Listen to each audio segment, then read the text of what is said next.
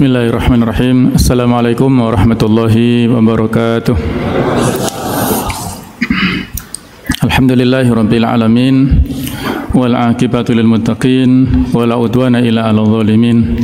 Asyhadu an la ilaha illallah wahdahu la syarikalah wa asyhadu anna Muhammadan 'abduhu wa rasuluhu la nabiyya ba'dah. Allahumma shalli wa sallim ala sayyidina wa habibina wa maulana Muhammad wa ala alihi wa sahbihi ajma'in. Allahumma inna nas'aluka al-ikhlasa fil amal. Allahumma inna nas'aluka imanan kamila wa yaqinan sadiqa wa niyatan khalisah wa azimatan rasyidah wa qalban khashi'a wa lisanan dzakira wa amalan salihan mutaqabbala wa rizqan halalan thayyiban mubarakah. Allahumma aftah lana qulubana wa alhimna rushdana wahdina ila siratal mustaqim. Amma ba'du. Para jamaah, bapak-bapak, ibu rahimakumullah.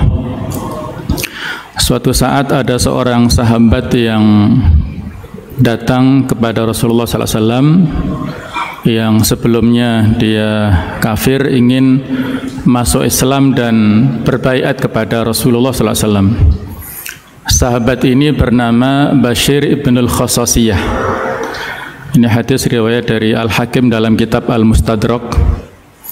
Bashir ini ingin membaiat Rasulullah SAW dan menyatakan diri masuk Islam. Maka ada beberapa persyaratan yang disampaikan oleh Rasulullah SAW kepada Bashir ini.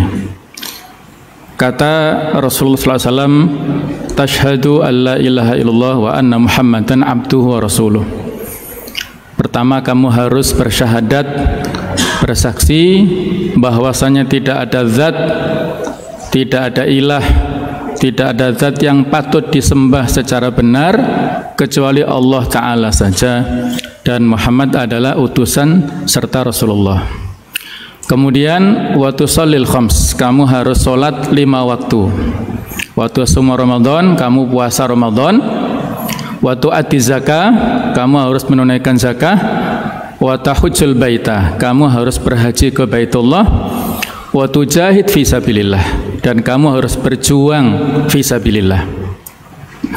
Nah, jemaah sekalian, karena Bashir ini masih mu'alaf, masih awam, sehingga dia menawar, masih belum sanggup. Kata Bashir ini, amma ithnani fala utikuhuma, yang 2 itu saya tidak sanggup ya Rasulullah, yaitu sholat 5 waktu, ya mungkin belum hafal bacaannya, belum tahu gerakannya, jadi belum mampu. Wa tasum Ramadan, puasa itu juga dia belum mampu untuk melakukannya.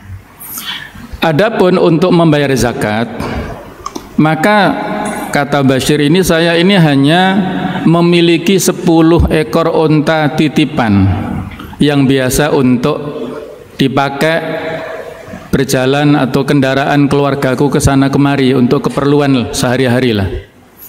Jadi dia masih dalam posisi yang mustahik, belum punya kemampuan apalagi untuk haji ya. Kalau zakat saja tidak mampu apalagi haji.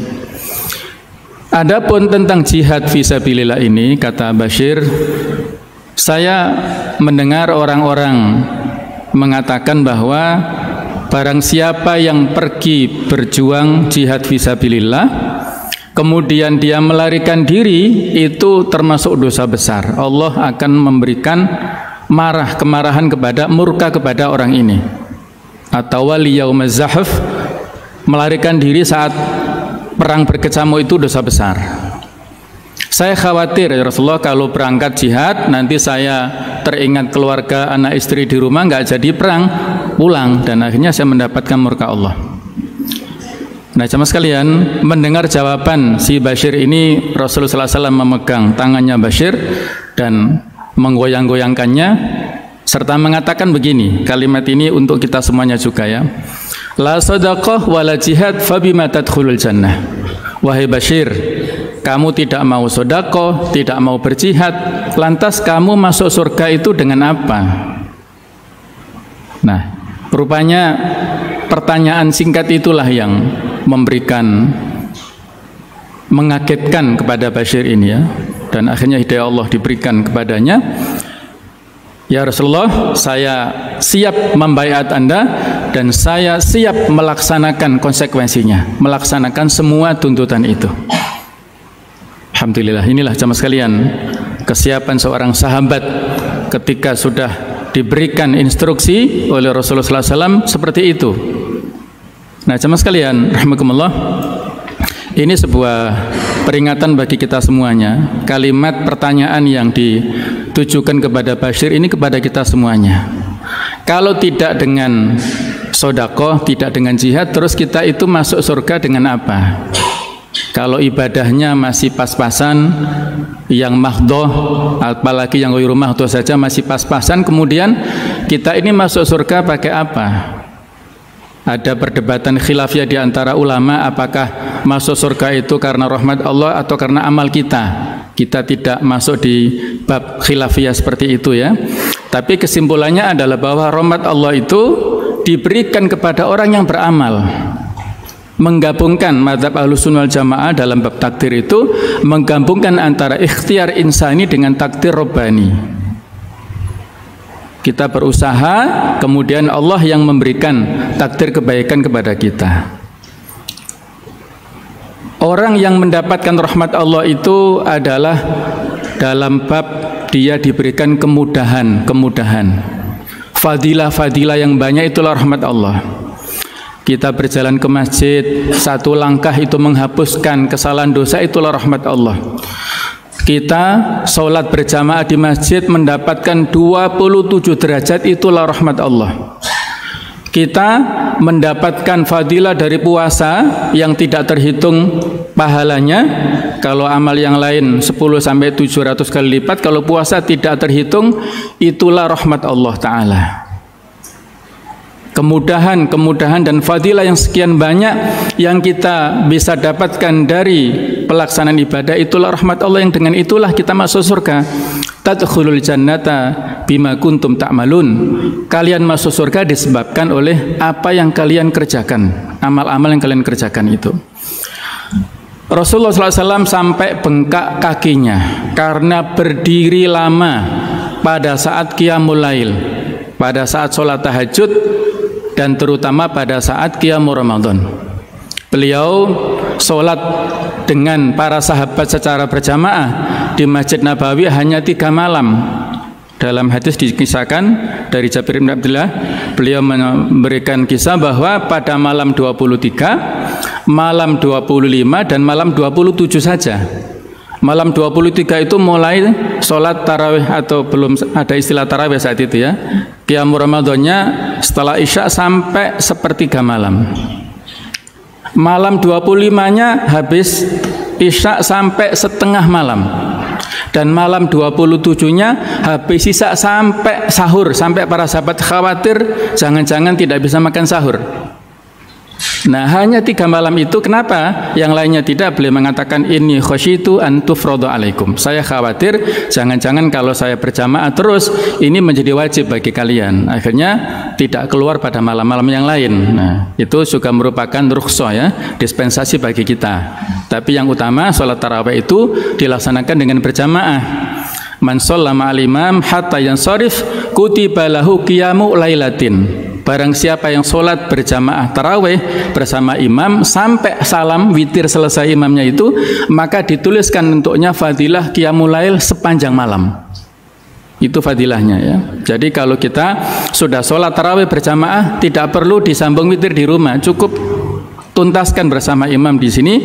Kalau mau tambah monggo silahkan di rumah masing-masing nanti ya saat sahur misalnya.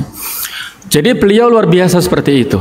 Abu Bakar As-Siddiq mengorbankan, menginfakkan 100% hartanya fisabilillah. Tidak ada yang ditinggalkan kecuali yang properti ataupun modal-modal yang tetap ya.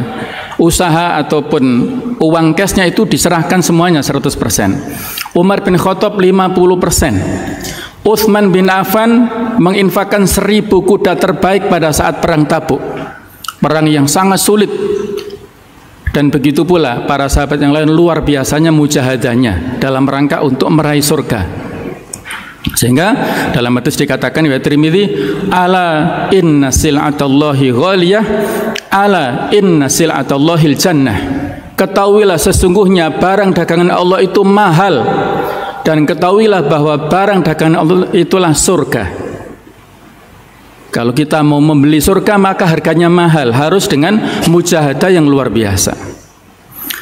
Sahabat Jabir bin Abdillah itu sampai melakukan rihlah, perjalanan dari Madinah ke Syam ke Suriah 1 bulan lamanya untuk mendengar 1 hadis saja dari Abdullah bin Unais. Sahabat yang lainnya rela melakukan perjalanan selama 1 bulan untuk mencari 1 hadis saja.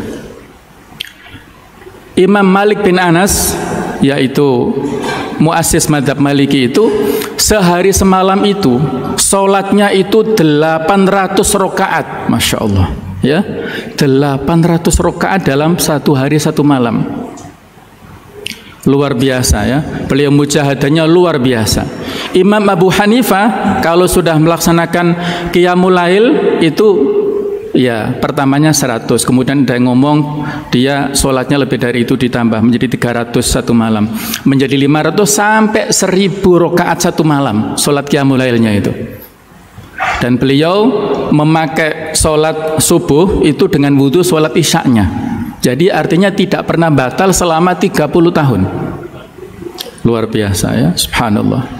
Imam Malik tadi 60 tahun puasa Daud, sehari puasa sehari tidak, itu 60 tahun, dan beliau sehari semalam itu sholatnya 800 rakaat. Imam Ahmad bin Hanbal itu dalam 1 hari 1 malam 300 rakaat. Ketika beliau sudah kena fitnatul itu ya khalqil Quran, penguasa saat itu orang-orang Mu'tazilah terus menyiksa beliau dengan cambuk, akhirnya beliau sakit. Dalam kondisi sakit beliau masih sholat 150 rakaat dalam sehari semalam. Luar biasa ya, Imam Ahmad bin Hanbal. Imam Bukhari yang kita kenal sebagai penyusun kitab hadis yang sangat populer, yang misalkan sahih, paling sahih, beliau kalau mau menuliskan hadis itu mandi junub dulu, maksudnya mandi besar ya, kemudian sholat 2 rakaat, sholat istikharah 2 rakaat setiap kali mau menuliskan hadis. Dan jumlah hadis sahih Bukhari itu 7.560 hadis. Berarti kalau setiap kali mau menuliskan hadis beliau sholat 2 rakaat, berarti beliau sholatnya itu kurang lebih 15.120 rakaat. Subhanallah, luar biasa ya Imam Bukhari, sehingga tidak bisa diragukan lagi tentang kesahihannya.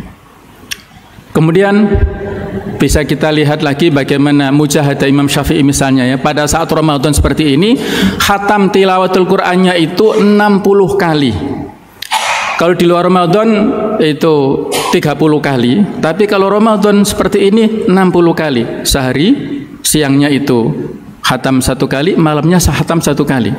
Jadi 60 kali. Kalau Imam Bukhari siangnya itu 1 kali khatam, kalau malamnya itu 3 malam baru khatam beliau. Mungkin karena ada kesibukan yang lainnya atau ada qiyamul lailnya ya. Itulah para ulama yang luar biasa, salafun saleh yang mujahadahnya luar biasa ya. Ada lagi di antara salafus saleh yaitu yang bernama Abu Bakar ibnu Ayyash. Beliau ini menghatamkan Al-Quran dalam hidupnya itu 18.000 kali. Kalau saya hitung-hitung itu misalnya usianya 50 gitu ya, itu 1 tahunnya itu berarti 360 kali hatam. Artinya tiap hari lah, kurang lebih begitu ya. Tiap hari itu hatam Quran. Dan itu istiqomah selama ya kurang lebih kalau umurnya itu 50 tahun itu. Ada lagi seorang ulama kontemporer yang baru meninggal 2013 yang lalu, yaitu yang bernama Abdurrahman Asy-Syumaid dari Kuwait. Beliau menghabiskan masa hidupnya itu berdakwah di negara-negara Afrika, keliling 29 negara, dan bisa mengislamkan kurang lebih 11 juta mu'allaf. Subhanallah, luar biasa ya.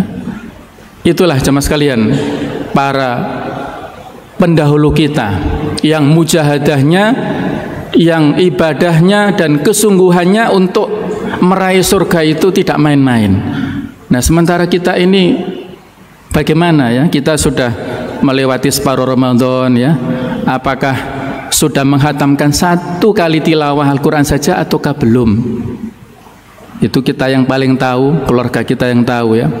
Apakah kita selama Ramadan ini ada prestasi-prestasi terbaik yang bisa kita banggakan manakala nanti kita berada di muhasabah ataupun di hisab, yaumul hisab nanti di hadapan Allah SWT. Oleh karena itulah marilah kita jadikan Ramadan ini sebagai momentum untuk, kata orang Jawa, tirakat, untuk bersungguh-sungguh mujahadah secara maksimal, sehingga mungkin kita tidak bisa menyamai para sahabat, tidak menyamai para tabi'in atau para imam madhab, barangkali tidak bisa seperti mereka ya, karena mereka ini luar biasa posisinya.